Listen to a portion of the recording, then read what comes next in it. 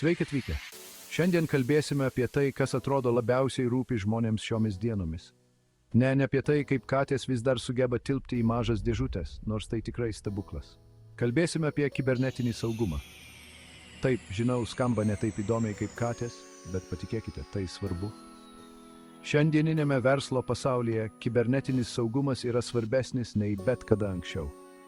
Tai tas pats, kas užrakinti savo namų duris, tik šiuo atveju jūsų namai yra pilni svarbios informacijos, o už durų tyko ne tik kaimynas, norintis pasiskolinti cukraus. Kalbame apie programišius, kurie nori pavogti jūsų duomenis ir parduoti juos tamsiajame internete už bitcoinus.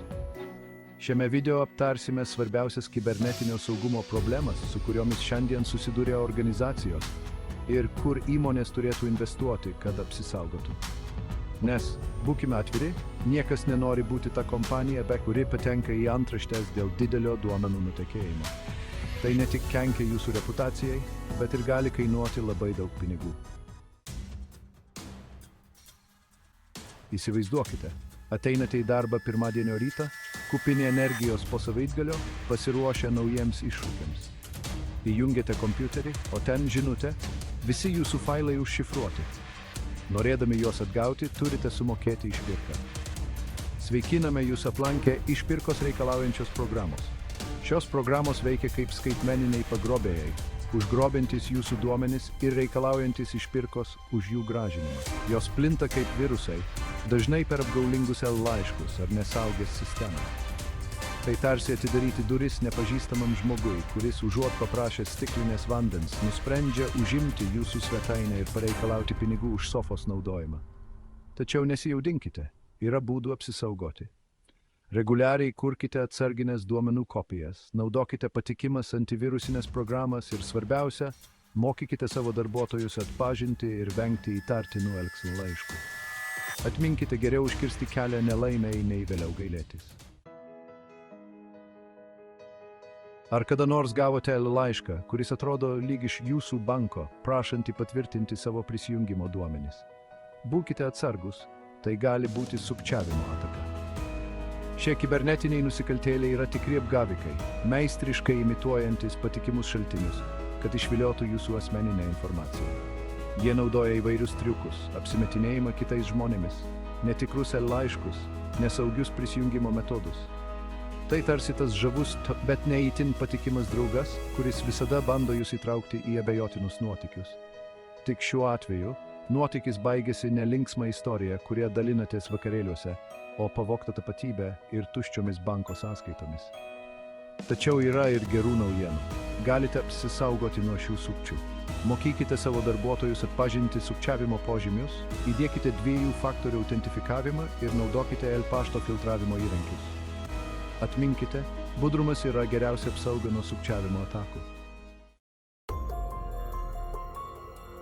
Debesų kompiuteryje tai puikus išradimas, leidžiantis saugoti duomenis ir pasiekti juos iš bet kurios vietos. Tačiau kaip ir bet kuris kitas technologinis stebuklas, jis turi savo trūkumų. Vienas iš jų – kibernetinių atakų grėsmė.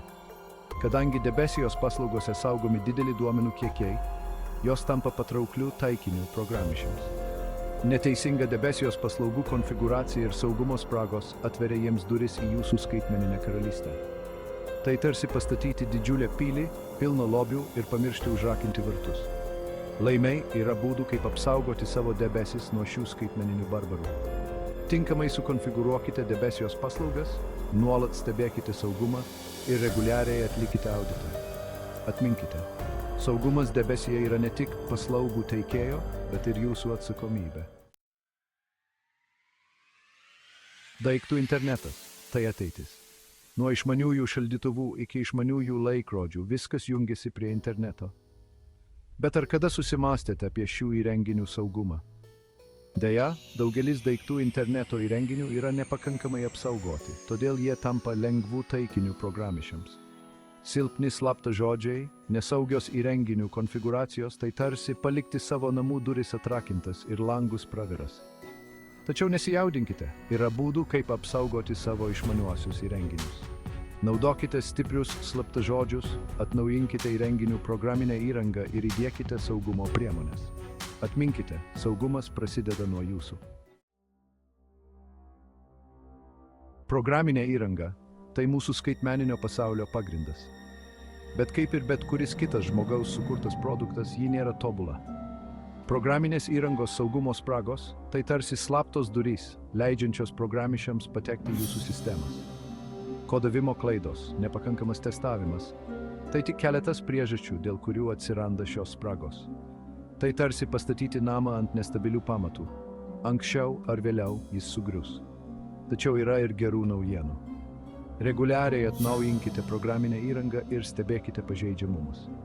Tai tarsi sustiprintumėte savo namų pamatus ir užtaisytumėte visas skylės sienose.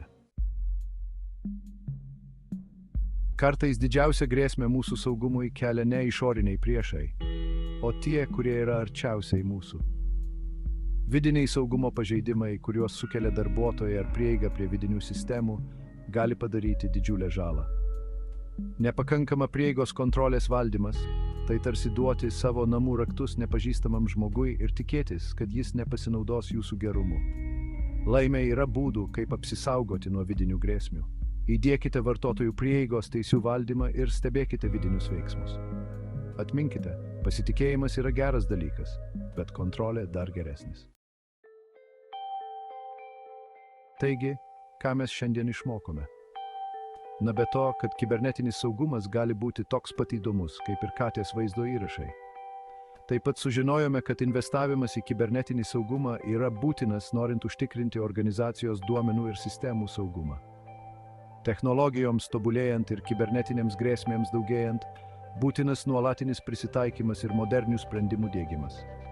Tai nuolatinės lenktynės, kuriuose negalime sau leisti atsilikti. Įmonės privalo spręsti šias problemas ir investuoti į tinkamas saugumo priemonės, kad apsaugotų savo informaciją ir infrastruktūrą. Nes, kaip sakoma, geriau būti saugiam nei gailėtis.